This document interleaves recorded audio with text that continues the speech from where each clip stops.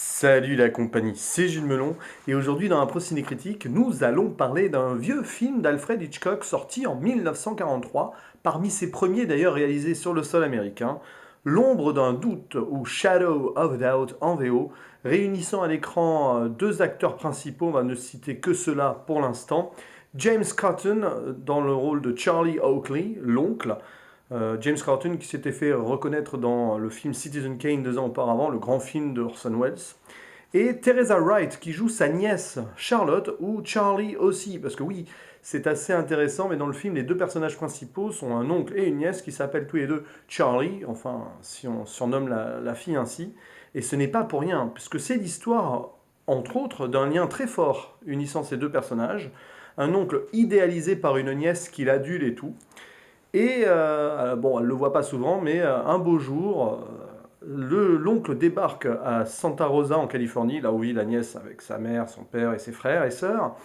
parce que Charlie Oakley est traqué par deux hommes mystérieux. Voilà. Le film s'ouvre comme ça d'ailleurs.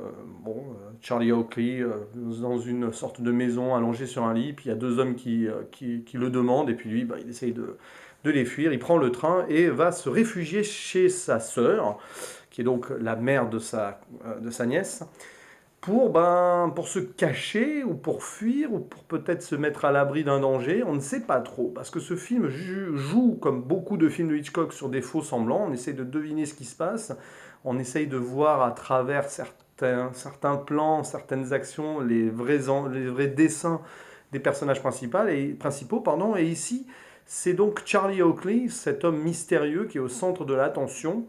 Est-ce vraiment quelqu'un d'extraordinaire, comme l'idéalise sa nièce, et donc serait-il victime d'un complot ou de personnages malsains qui en auraient après lui, ou alors est-ce que Charlie Oakley est vraiment un criminel, puisqu'apparemment il est accusé, et on l'apprend très vite dans le film, et c'est annoncé dans le synopsis, donc ce n'est pas un spoiler, il est accusé d'avoir tué des veuves, des veuves riches, voilà, des veuves joyeuses et tout, bref, on appelle ça Merry Widow en anglais, je crois. Et tout le film va se construire autour de ce mystère et de la vision que la nièce Charlotte a de son oncle. Est-ce que est-ce que celle-ci va changer, évoluer pendant le film? Évidemment, on peut imaginer, entre doute, d'où le titre, et potentielle révélation.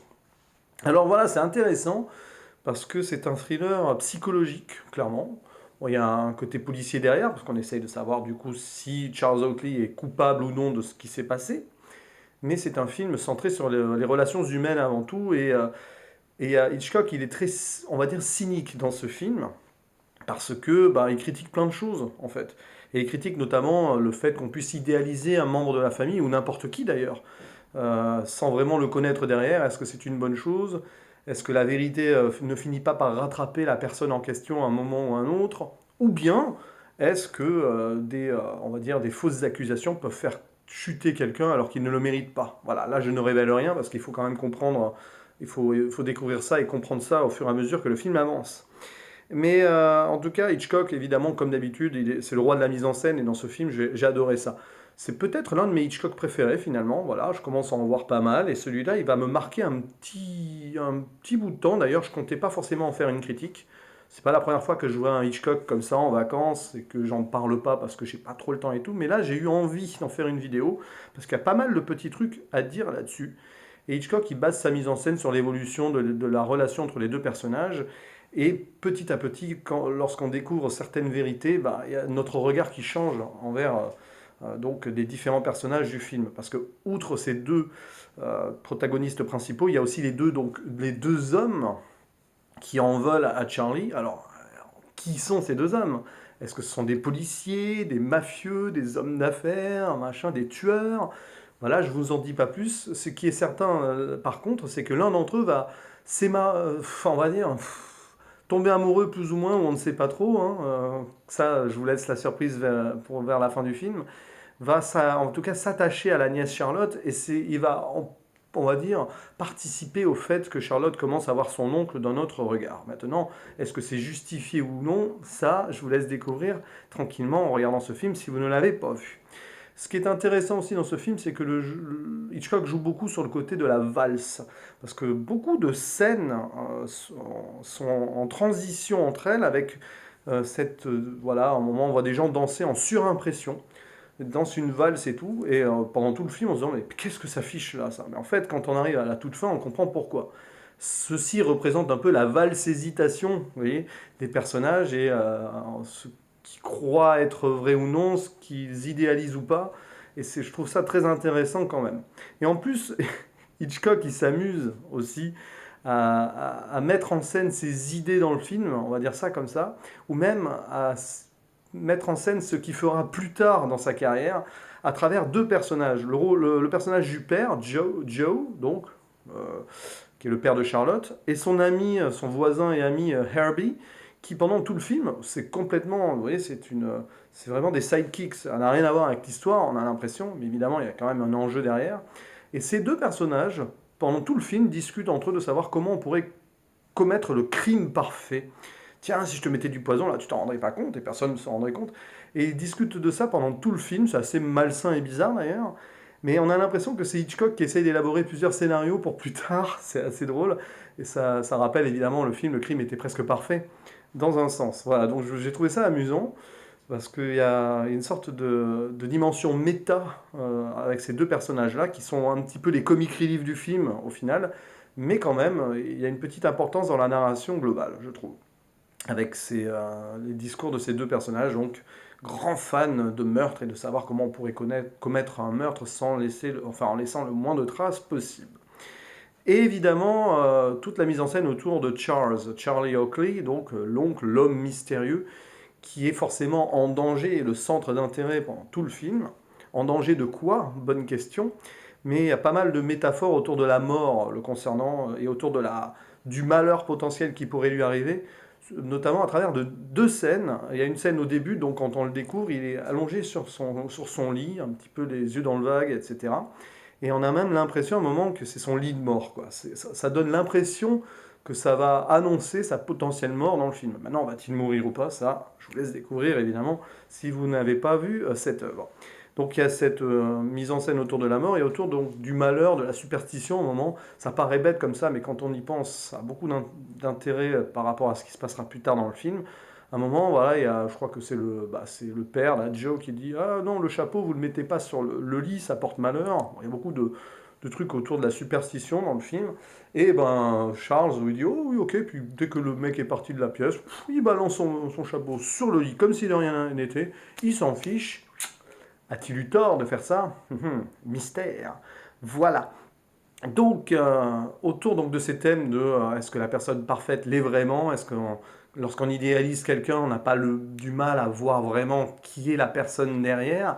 Ça, c'est intéressant. Et évidemment, là, je vais faire une petite partie spoiler pour quand même révéler ce qui se passe à la fin, au niveau des révélations, pour pas que vous soyez gâchés, voilà, pour pas que votre surprise soit gâchée. Allez voir le film. Arrêtez la vidéo là, allez voir le film et après on y revient derrière si jamais vous le souhaitez. Voilà, donc spoiler sur la révélation. Alors, du coup, Charles Oakley, méchant ou pas méchant? Victime de complot ou véritable meurtrier? Bon, évidemment, vous connaissez Hitchcock, de toute façon, on peut le deviner facilement. C'est plutôt, quoique, finalement, il a un peu fait de tout dans sa carrière à ce niveau-là. Mais oui, Charles Oakley est un véritable meurtrier. Oui, c'est bien lui qui a tué les veuves. Voilà, alors, au début, il nie et tout, mais à cause d'une bague, sa nièce se rend compte que c'est vraiment lui le tueur, alors que pourtant, les deux hommes donc, qui le suivent sont des policiers, hein. Finissent par le disculper parce qu'ils auraient trouvé l'autre, enfin ils avaient deux suspects, ça serait l'autre qui serait coupable, etc. Bon bref, peu importe, ils se sont trompés, là aussi la police s'est foirée, bon. La police n'est pas souvent d'ailleurs mise à l'honneur hein, dans les films de Hitchcock, bref, passons. Et donc c'est bien lui le tueur, et sa nièce est la seule, on va dire, à le savoir, et puis son oncle essaie de lui cacher, puis très vite il a compris qu'il ne pourra pas le faire, donc qu'est-ce qu'il essaye de faire? Et pourtant l'oncle adore sa nièce, hein.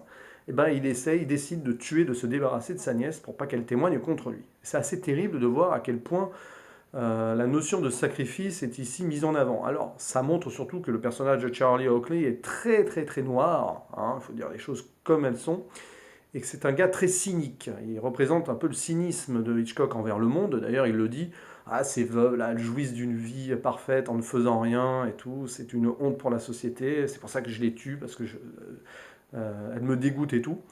Et vous voyez cette grosse dichotomie entre Charlie Oakley, donc l'oncle qui est très noir sur sa vision du monde, et la petite Charlotte, Charlie, qui elle vit dans sa petite bulle en idéalisant les gens et les choses. Et c'est assez terrible parce que ce film est une leçon en fait. Le message est clair, c'est que oui, le monde n'est pas tout joyeux, mais il n'est pas tout noir non plus. Vous avez deux oppositions ici. Le monde est gris, en gros. Il y a du bien et il y a du moins bien. Et c'est un petit peu ce que représentent les deux personnages mis ensemble. Et c'est assez intéressant parce que ce sont des jumeaux antagonistes, les deux personnages. Ils ont le même prénom, donc, enfin, avec le diminutif. Et souvent, la nièce dit à son oncle, ah, on est comme des jumeaux, on est pareils tous les deux. Puis, plus on avance dans le film, et plus on se rend compte qu'ils ne sont pas pareils, et qu'au contraire, ils sont assez complémentaires. Et c'est donc aussi l'histoire d'une Charlotte qui est innocente au début du film, et qui, à la fin, l'est beaucoup moins. Voilà, parce elle échappe aux tentatives de meurtre de son oncle, mais sur la dernière tentative, dans un train, eh ben, elle évite la mort en tuant son oncle involontairement et indirectement, hein. Mais du coup, elle est transformée à la fin en meurtrière, malgré elle. Et c'est assez intéressant, parce que du coup, oui, elle devient la jumelle de son oncle, qui était meurtrier avant, et on pourrait imaginer une descente aux enfers ensuite. Pourquoi pas une suite, on aurait pu tenter, je ne sais pas si ça n'a pas été fait, je pense pas, j'ai pas vu de truc en ce sens en tout cas, une suite dans laquelle Charlotte deviendrait comme son oncle et tuerait les gens traumatisés par cette scène-là. Voilà, mais bon, ce qui va l'empêcher de tomber et de sombrer complètement, c'est l'amour qu'elle a trouvé avec l'un de ces deux policiers, donc qui est bien amoureux d'elle, et elle, visiblement, elle a l'air de s'accrocher à lui, donc c'est ça qui va la sauver, la retenir de tout ce malheur, enfin, de sombrer, l'empêcher de sombrer dans ce malheur, etc., etc. Enfin, du moins, c'est ce que laisse présager les dernières scènes du film. Donc c'est intéressant de voir les évolutions des personnages entre l'homme idéalisé dont on se rend compte que c'est un meurtrier, quelqu'un qui a une vision très pessimiste du monde et qui est un petit peu destructeur, on va dire ça comme ça, et de l'autre côté sa nièce qui est en mode princesse, qui vit sa vie comme ça au jour le jour et voilà, et puis qui se rend compte que finalement tout n'est pas si rose malheureusement. Donc voilà un beau film, je trouve vraiment bien construit, qui est très intéressant sur l'évolution de l'être humain.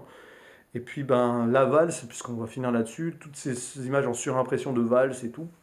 D'ailleurs c'est une valse sur l'opérette La Veuve Joyeuse, je crois, donc encore une histoire de veuve et tout. C'est pour anticiper la dernière scène, donc enfin la scène de la mort de Charlie, puisque dans le train, à un moment, il va pousser sa nièce par-dessus bord, hein, on va dire ça comme ça, mais d'une valse, elle le prend comme ça, pouf, enfin, en gros, elle se libère, et hop, comme une valse, c'est elle qui jette son oncle du train. Voilà, d'où toute cette histoire autour de la valse pendant le film. Au-delà de la valse hésitation, c'est donc tout ça, c'est une construction pendant tout le film avec ces images en surimpression pour nous amener vers cette scène-là. Voilà, je trouve ça intéressant. Et donc, du coup, là aussi, si on y revient, les premières scènes du film où on voit Charlie Oakley presque dans son lit de mort et tout, bah oui, évidemment, c'est une annonce funeste de son destin final. Voilà, et donc le chapeau, il n'aurait pas dû le mettre sur le lit non plus, ça lui a porté malheur. Bref, voilà, tout ce que j'avais à dire sur ce film, c'était un peu confus et débridé, mais en même temps, c'est ça un procès critique, vous avez l'habitude si vous connaissez ma chaîne. Mais j'avais envie de parler de ce Hitchcock parce que voilà, j'avais des choses à dire et ça, je le trouvais très intéressant au niveau de la psychologie. Voilà, je pense que ce film peut être analysé par pas mal de psychanalystes. De toute façon, Hitchcock, c'est ça. Je pense que c'est le réalisateur préféré des psys et compagnie. Il y a tellement de choses sur l'être humain dans ses réalisations que forcément, ici, franchement, je l'ai trouvé assez pointu à ce niveau, ce film. C'est pour ça que j'ai beaucoup aimé, en tout cas. Voilà, je vous dis à la prochaine. Ciao.